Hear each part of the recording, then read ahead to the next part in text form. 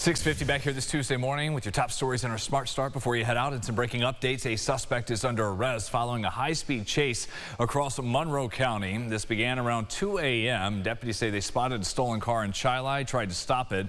The driver kept going. They say the suspect eventually stopped in Sweden on Brockport-Spencerport Road. The driver is facing multiple charges in multiple jurisdictions, including criminal possession of stolen property, as well as resisting arrest and grand larceny. The latest we know on a string of fights at Ontario Beach Park last night. There were hundreds of people up there when this happened. RPD says officers got the call and they went up to break up several fights and disperse most of the crowd from the park area. No arrests were made and no serious injuries to anyone involved reported. Last year there were concerns about safety with some other problems, and RPD started bumping up its presence at the park in June. The city also put up stop-arm gates there in Charlotte to prevent cars from entering after hours. It has now been nearly 30 years since the rape and murder of a 7-year-old girl in Wyoming County, and this week her killer is up for parole once again. In 1997, Samantha Zaldivar was found dead a mile from her home. Her mother's boyfriend at the time, Angel Colon, was convicted of raping the girl before killing and burying her. Sentenced to 25 years to life and the possibility of parole, he has pleaded his case twice and was denied. His last attempt was in 2024. At that hearing 2 years ago, the parole commissioners say he deflected when asked about the girl's murder without taking full accountability. And this week he will make his case before the panel for a third time. Decades later, old wounds have been reopened for friends and family of Zaldivar as Colon is trying to finally get out of prison.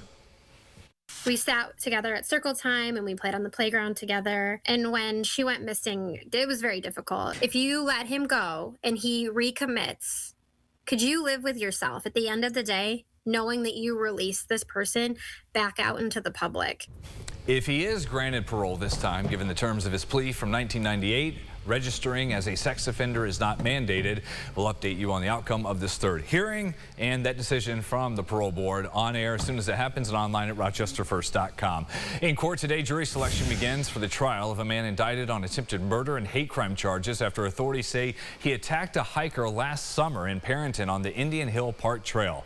Derek Van Epps is accused of stabbing the victim multiple times with a hunting knife. The man stabbed survived. Last week, Van Epps rejected a plea offer that would have sent him to prison for 15 to maybe 20 years. All over New York today, school districts are asking you to go out and vote on the new budgets. People are deciding both the spending plans for the upcoming school year as well as Board of Education races for those members, depending on openings in your school system. Under state law, districts have 2 chances to pass a new budget. If both fail, they have to come up with a contingency plan with no tax levy increase, and that can mean certain cuts to programs or services. We have a list of budget votes today over at rochesterfirst.com. Sunrise traffic, we've been okay all throughout the morning in terms of any backups or delays. Same for right now at 6:53 from our Greater Rock Sky Eye. Your final forecast coming up here in just a moment. We are on the summer now with this forecast. Temperatures just way up, upper 80s this afternoon. Showers, thunderstorms come in later today, really after sunset there, around sunset. Then a morning lingering shower Wednesday, and we're much cooler to finish off the week. Air conditioning gets a break as we get into the second half of the week before a slow warm up, and you see, yeah, we're going to be contending with rain showers through the holiday weekend. All right, we'll be talking about that, everything else coming up 9 o'clock for half an hour. We are live Monday through Friday for our podcast, Second Cup of Sunrise, on the Rochester First streaming app. Our next local update on your TV. We'll both see you at 7:25. Until then, CBS Mornings on the way at 7.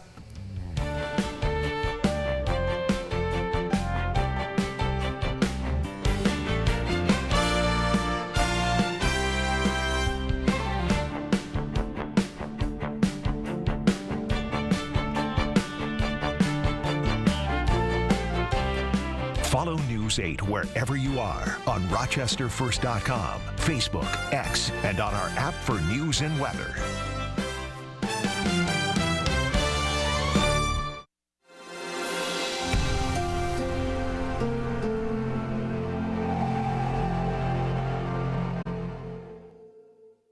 Get the Rochester First streaming app today for everything you love from News 8 On Demand, plus exclusive shows you won't see anywhere else. Search ROC and download for free on Roku, Amazon Fire, and Apple TV.